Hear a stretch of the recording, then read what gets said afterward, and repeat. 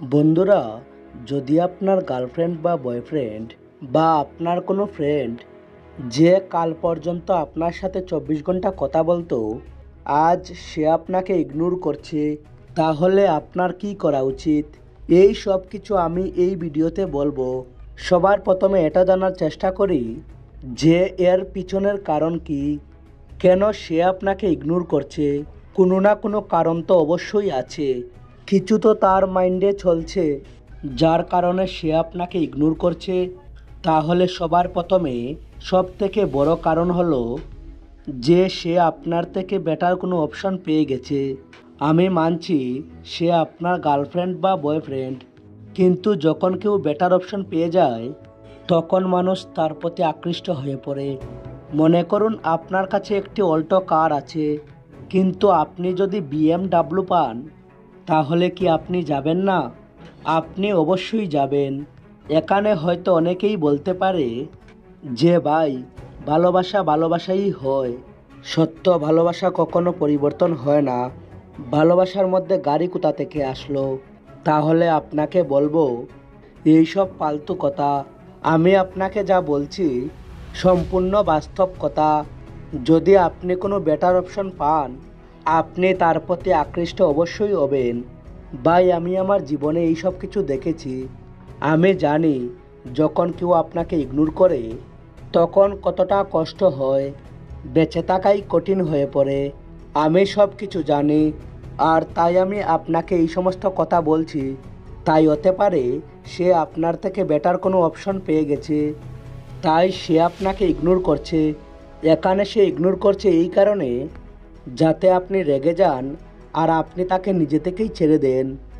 বা এটাও হতে পারে সে জানেই না যে সে আপনাকে ইগনোর করছে।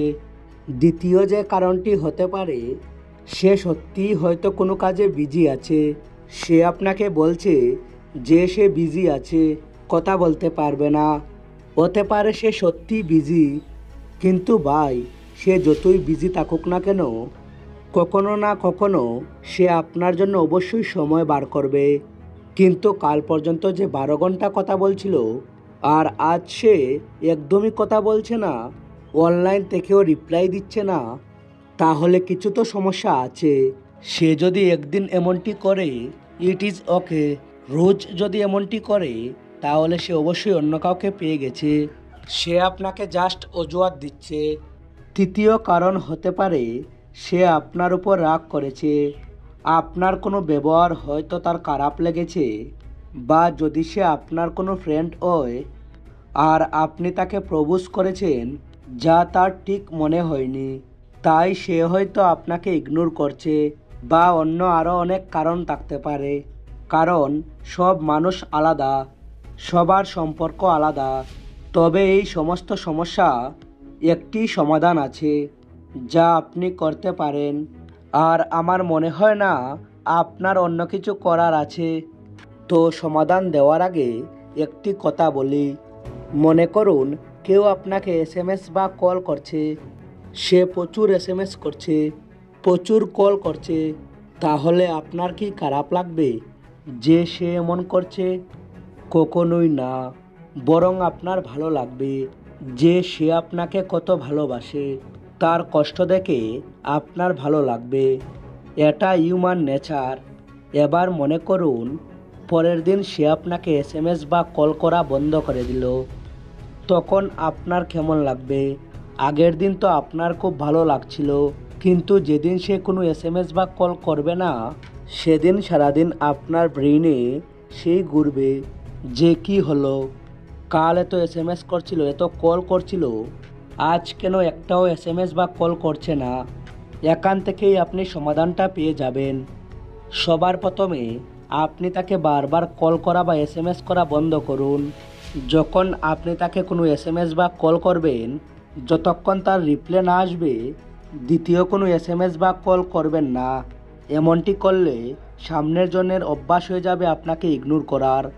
দ্বিতীয় যেটা করবেন, আপনি তাকে দেখান যে আপনার মনেই ছিল না যে আজ তার সাথে কথাই হয়নি। মনে করুন সকালে আপনি কোনো SMS করেছিলেন আর রাত্রে সে আপনাকে রিপ্লাই দিচ্ছে, তাহলে তাকে বলুন যে ইয়ার আমার মনেই ছিল না যে আজ আমরা সারাদিন কথাই বলিনি, কারণ আমি আজ কাজের মধ্যে অনেক বিজি ছিলাম। ভুল করেও এটা বলবেন না যে আপনি তার জন্য পাগল হয়ে যাচ্ছিলেন। তৃতীয়ত, আপনি তাকে দেখান যে আপনি অনেক হ্যাপি আছেন। সেটা স্ট্যাটাসে শেয়ার করতে পারেন বা স্টোরিতে, বা আপনি বলতে পারেন অনেক দিন পর একটি বন্ধুর সাথে দেখা হলো, তার সাথে কথা বলে মনটা খুশিতে ভরে গেল। চতুর্থ হলো, ফাইনালি যখন সে কথা বলতে চাইবে বা এসএমএস করবে, বেশিক্ষণ তার সাথে কথা বলবেন না, কারণ সে মনে করবে সারাদিন যেহেতু কথা বলেনি আপনি কথা বলার জন্য পাগল হয়ে আছেন। যখন আপনি বেশিক্ষণ কথা না বলে রেখে দেবেন, আপনার সব কষ্ট, সব টেনশন সামনের জনের কাছে চলে যাবে, আর আগামী দিন থেকে সে আপনাকে আর কখনোই ইগনোর করবে না। তো আমি জানি অনেকেরই এই কথাগুলো বেকার মনে হবে, কিন্তু আমি আপনাকে বলবো ট্রাই করতে দোষ কোথায়? যা খারাপ হওয়ার সেটা তো হয়েই গেছে।